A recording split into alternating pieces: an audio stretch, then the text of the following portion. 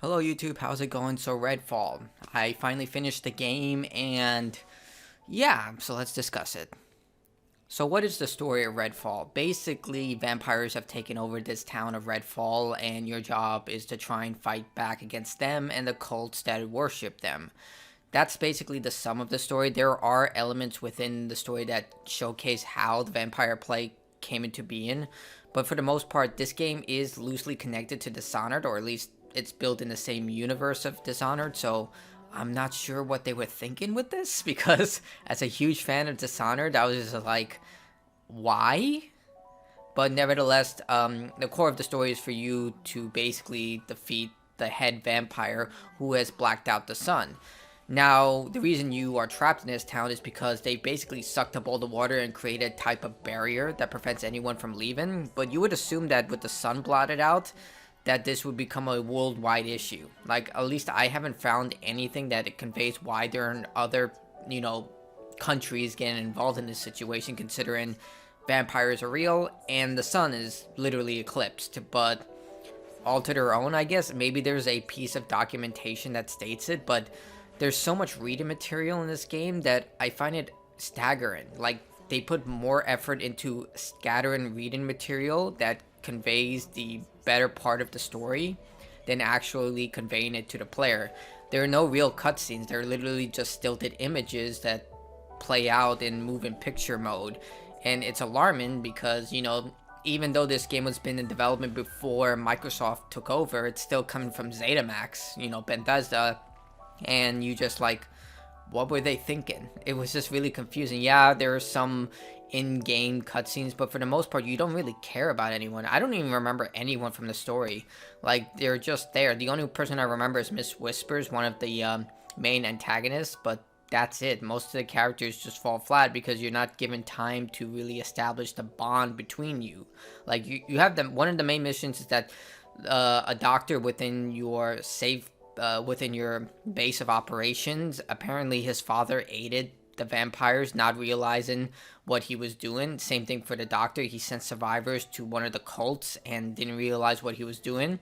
I was like, am I supposed to care about this guy? Because I don't, because there's an option for you to steal back the pocket watch where you have to go to his father's grave and leave it. Like a lot of these missions, the side missions, it's just busy work. It has really little impact, and they're trying to create this sense of camaraderie by making you do, like, get this key item, go get this item, go do this. It's nothing really that profound, and it doesn't help that the narrative doesn't really build the story up because the presentation is so poor. Now, there are two maps that you explore, and I'll get more into that into the gameplay, but there are two maps. The first one is kind of small and not really condensed. Like, there is literally nothing between all these areas. It's just wide, empty spaces, and the presentation is so poor. And coming from Dishonored, it's just like, what happened here? Like, you go through the streets, there should be bodies everywhere, pools of blood, stuff that showcases that there's a vampire plague going around.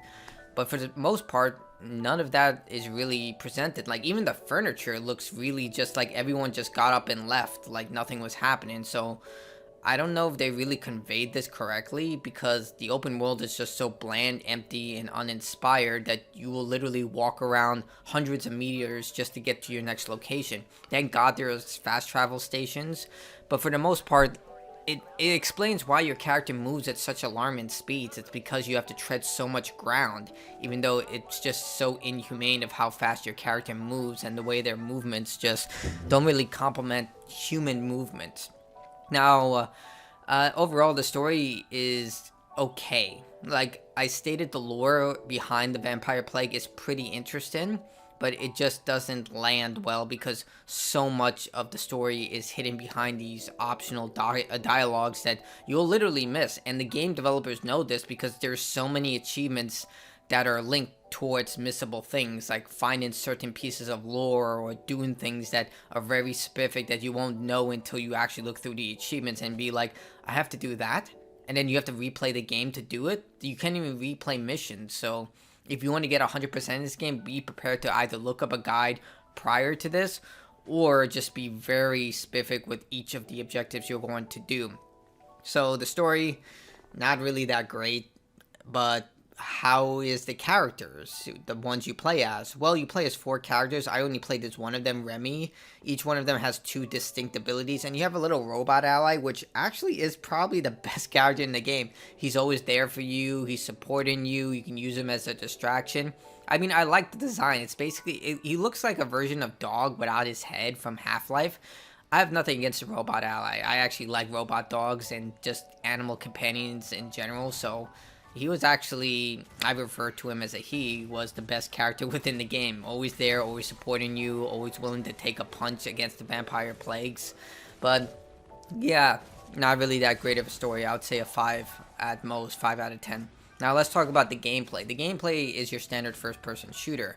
And the first-person shooting sucks. Like, it genuinely sucks. Like, there's so much wrong with it. Like, if you go back to the IGN gameplay showcase of this, everyone owes that guy an apology. Like, I don't know if it was a guy or a girl playing, but yeah, that's exactly how the game plays. Like, it's so obtusely wrong. Like, I don't know if they optimized it for controller or not, but it clearly was not optimized. It's probably better with mouse and keyboard. I'm not going to test it because I've already played enough of this game. But it is really bad. The shooting, there's no way for you even to shoot between a handheld and switching your weapon. You switch between 3 weapons and you have to cycle between them. I don't think the control pad is even effectively used, but for some reason you have to cycle through 3 of the weapons you use. Now, this is a looter shooter, so you get looter weapons. You get loot weapons as you progress through the game, and they come in an array of variety. Now, basically what the game works on is that whatever is the highest level weapon, use that. Basically that. It doesn't matter if the weapon is exotic, which is painted in orange, or purple, which is another legendary weapon. Whatever is the most high level weapon or armor, which is used in these blood vial things you get, that's what you use. Just use whatever is the highest level weapon. Yes, you have an array of weapons from assault rifles to single shot rifles, shotguns, and yeah, the weapons are cool designs, but they're really limited. I think there are only 2 types of shotgun. Well, 3 types. Automatic, the cylinder kind, and then double barrel. There's assault rifle variants, including single shot, 3 burst, and automatic fully. Go for the automatic fully, but each weapon type is just, it is what it is. For human enemies, which are very lacking in variety, I can't really tell the difference. You just shoot them until they're dead. And for vampires, you just shoot them and then you stake them in order to kill them. You do get some weapons that will kill them instantly. And they're also vulnerable to fire, electricity, any type of status effects when they're in that critical state will kill them and dissolve them, which just adds to the whole calamity of why these things are such a threat. Like, I'm one person literally killing vampires left and right. They shouldn't be that much of a threat to anyone, especially in America. Like, just shoot them until they're stunned and then stake them. That's all you do. And they repeat the same enemy variety so much by the first hour of the game, you've encountered everything you can. In fact, it's so lacking in enemy variety that the mini bosses, and I use that in quotation marks, are so lacking that they'll just repeat them even for distinct mini bosses. Like, you'll fight things that are called like the Harvester or, unique enemy names, but they literally do the same thing as every other powerful variant of the vampires, and it can become a chore to face them over and over. And let's face it, the enemy AI is just really bad. They just do the same thing where they just charge your position and try and kill you. If you have an AoE attack, you can literally just burn them down as quickly as possible. So enemy variety is not really that great. Now, the game has this type of like GTA wanted system. Basically, the more carnage you cause, the more the meter fills, and then they send after the Rook. The Rook is possibly the most dangerous enemy in the game. He's basically just this hulking behemoth. He's like the tank from Left 4 Dead. He comes down in a bolt of lightning and just charges you. If you kill him, you get a legendary weapon. If you don't, the meter resets. And he's really not that hard to kill. Like, if you get one of the most powerful weapons in the game, which you get early on, called the Stake, you can kill him in a few hits. And the Stake weapon, even though it has a long reload time, it's so overpowered that that's all you really need to kill a lot of the enemies, even the boss enemies. Now, if you do die, it costs you money. It's the Borderlands system, and money is so plentiful that it'll become a non-issue very quickly. You gain money by collecting items throughout the environment that are instantly sold, and then finally selling your used weapons, which you have so many of that you'll eventually just sell everything. You can buy weapons using your currency and refill your ammo. For some reason, it's always the same amount when you want to refill your ammo. I guess it was too hard to program different numbers that depend how much ammo you need and not use the full currency for it. But nevertheless, I guess they needed an option for you to use your money on. Now you can buy health kits as well, but healing is also a chore. You have to hold down a button in order to heal, and it only heals you to a certain amount, so be prepared to spam that. You also have lockpicking and haywiring, which basically is just lockpicking for electronic devices. Now, like I stated, the weapon system makes no sense, and it's just there for you to think that you're getting rare items, when in reality you're not really getting that rare items. You're just getting items that are more powerful based on levels. Now, game separates missions from the mission brief, and you go to a table and you can select missions which are displayed in a flowchart that leads up to a main boss fight. You don't have to do all of them in order to complete the game, but it is strongly encouraged you do. Now, in order to get to the main boss, you have to do side missions, which are in the safe houses that you collect. Once you get into a safe house and you open it up, you have two missions to do. One is just a tedious whatever mission, like kill a certain amount of enemies, defend the point, stuff like that. It's really just boring, busy work. And after that, you fight the underboss, which is just a variation of a powerful vampire. They really couldn't be bothered to program unique underbosses. You just fight whatever mini boss they throw at you with whatever skin that the game decides to generate. Literally, I've played through this game, I would say 2.5 times, and I can tell you right now, it's just the same. It's just an enemy with a different skin that says this is the underboss. You collect their head, their skull, you place it on a totem when you get to the boss of the area, and then you fight the boss. That's basically how it goes, and you just repeat that on loop until you fight the final boss. The final boss is just disappointing. Once you get to it, I want to spoil it for you, but just be prepared for one of the most weak endings you can possibly imagine. The boss fights themselves from leading up to the final boss are okay. Like, yeah, at least they went the extra mile to make them look unique, but more or less they're a variation of what you've been facing since the beginning. It's just like a 3-phase fight where you wait for their vulnerability period, you shoot them until they die, then you stake them. That's how it goes over and over. Now, in terms of the busy work on the game's map itself, the biggest one are these vampire nests. They spawn randomly throughout the map, and they give you the best equipment, and it's the only way you can get cosmetic items. I didn't even know there were cosmetics in this game until I played around with the settings, because they hide them for some reason. I had to go into the menu, and I just pressed a bunch of random buttons until I finally found them. I will say that they did go the extra mile of implemented the cutscenes with whatever cosmetic you're using, which just leaves me to wonder, why didn't they just have fully realized cutscenes? Because if they went the extra mile for the cosmetics, why not do fully rendered cutscenes? I don't know, it just made no sense to me.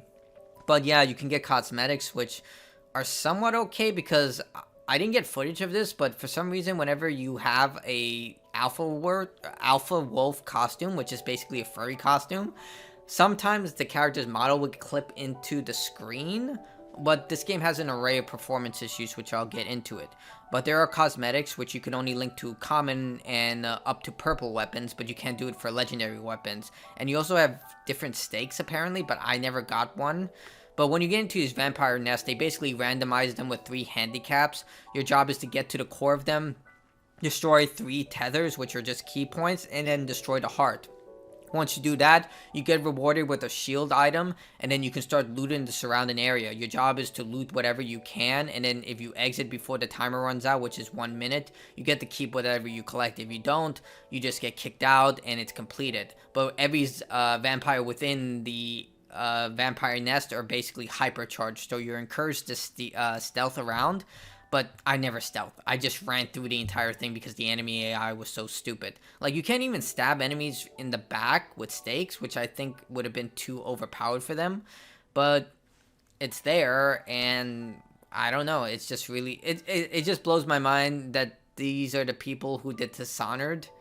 I don't know what the hell happened.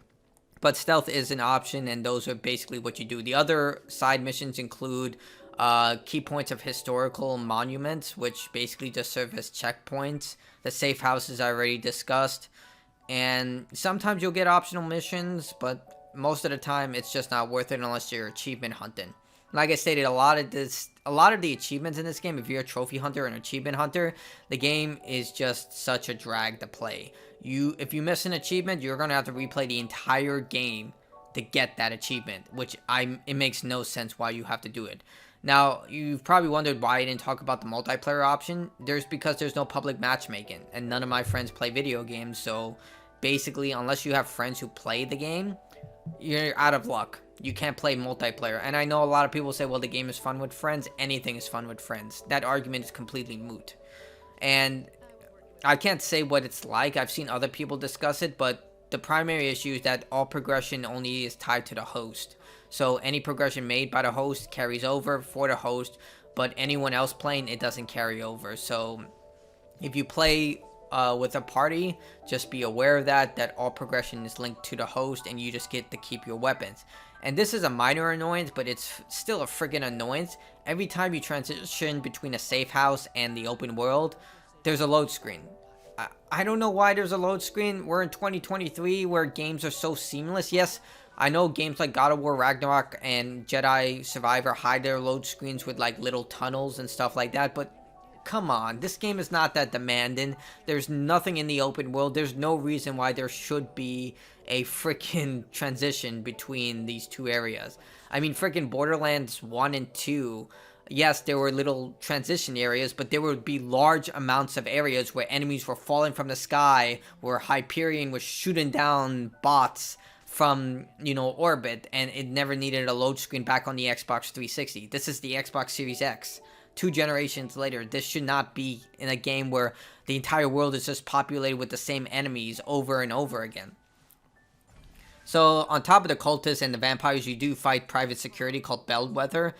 I don't know what their story is. I don't really give a damn. And the last side mission is that you find crates of their supply drops. If people can drop into this area, like, yeah, helicopters crash all the time. Why don't they just, I don't know, bomb the area or something? Again, the story starts to fall apart kind of when you start to think of it logically, but the gameplay is just so tedious and boring and so dry that you'd rather play Destiny 2 or Borderlands 2, any of the Borderlands games. It's literally just discounted Borderlands without the online play.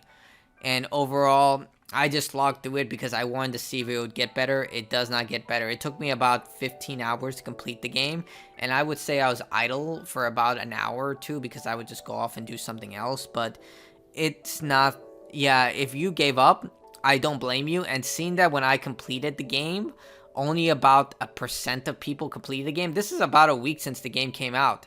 So the fact that I'm one of the 1% of people who completed this game on Xbox Series just shows you how much people gave up. Like, achievement scores are gauged based on how many people have played the game and got at least one of the achievements and going forward.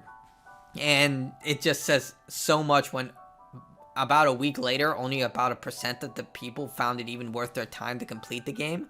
Says a lot. And a lot of people are not going to play this game when it gets patched with like 60 frames per second or with multiplayer public matchmaking, drop in, drop out co-op, because I see no reason to do that when you have far superior experiences that are available. Like I said, Destiny 2 is free to play.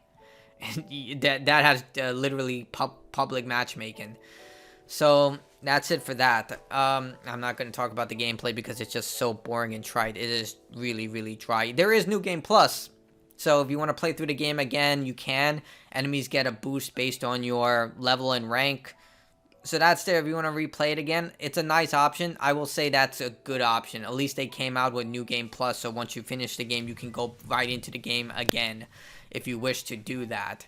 Now let's talk about the elephant in the room, performance issues. The game crashed on me about 3 times. There are lighting issues, frame rate issues, every issue you can think of. Texture loading issues, glitch problems, soft locking. There have been several instances where the game will track the wrong objective or say that I didn't complete objectives. There would be side missions that still appear on characters' heads, making me wonder if I completed their side mission because I didn't want to replay this game, so I just did as many achievements as I could.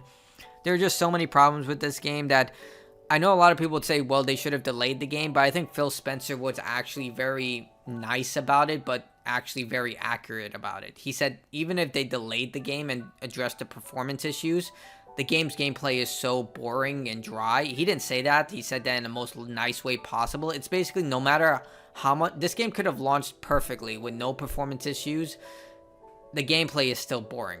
Like, no matter how well optimized this game could have been, it would have never fixed the underlying problem. Basically, you can get a shit sandwich and you can polish it with gold flakes and every hors d'oeuvre you can think of. It's still a shit sandwich, and that's what this is. It's basically the most trite game you can possibly waste your time with. And the argument that it's on Game Pass just doesn't fly anymore. Like, that's what happened with Netflix. Like, the idea of, like, it's on Netflix, so it's not a big deal. It is a big deal. Because if this is what we can expect from first-party Xbox games, it's just becoming increasingly more alarming. Like, we saw this with Halo Infinite, and it's just getting even worse. Like, even Gears 5, Crackdown 3, like, this goes way, way back. Like, all these games launched in very broken and unfinished states. Yes, Gears of War 5 is in a better state, but when it launched, it was freaking a disaster. Achievement tracking was not there. There were many glitches. There were soft locking issues. There were the infinite loading saving screen. And Halo Infinite, we all saw what happened with that. Even though the game launched, I would say the campaign worked. It still launched without co-op. Still doesn't have co-op unless you couch co-op for some reason. They abandoned that. Multiplayer has been completely abandoned in the sense that it's been dealing out content in such an obtuse, slow way. And not to mention every other thing like Crackdown 3. So I think really Microsoft should step up. I mean, we did get like Psychonauts 2, but, you know, that's Double Fine, who takes really big pride in their game releases.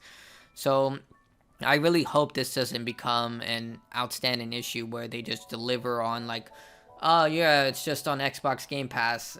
That's not an excuse anymore. So Redfall, I know I'm basically beating a dead horse, but I did give the game the benefit of the doubt. I did finish the game, so I feel like my opinion is just as valid as anyone else's in the sense that I completed the game. I went through it, and I can say it's not worth your time. I literally said this is just not worth 100% in. I'm getting back into achievement and trophy hunting, but I can't do it. Like, I've replayed Gotham Knights multiple times to get that all those walkthroughs, all those cutscenes, all that content that I released, but I am not doing that for this game. I am not subjugating myself to this. This is like torture. This is like if this was gamer hell. This is probably what every Jardine, Hell, Helheim, I don't know what type of hell pagans have, or Buddhist, or whatever, but I'm pretty sure this is probably the gamer hell version.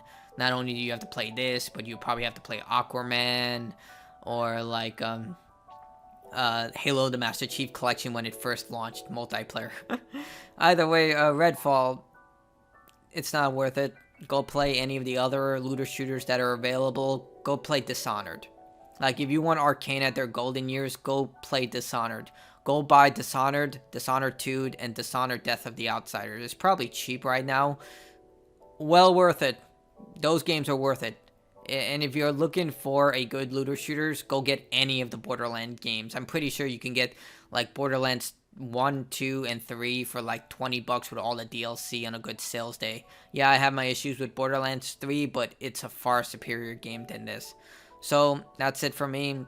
I'm pretty sure everyone has the same opinion I did about Redfall, but if you actually like the game, I would actually like to hear from you.